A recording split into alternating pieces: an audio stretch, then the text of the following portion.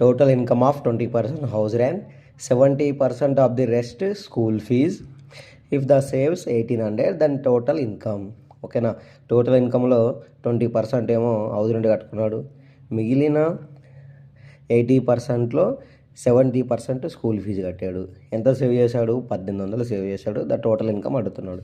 Total income మనం 100% తీసుకుంటే rent 20% పోతే 80% మిగులుతుంది.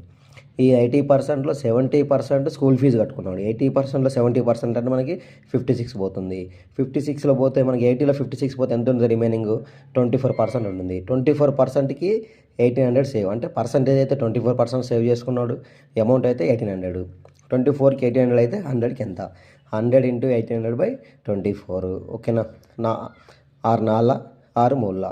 ఓకే, తర్వాత 4 1 4 25, 25 × 300 7500 టోటల్ ఇన్కమ్.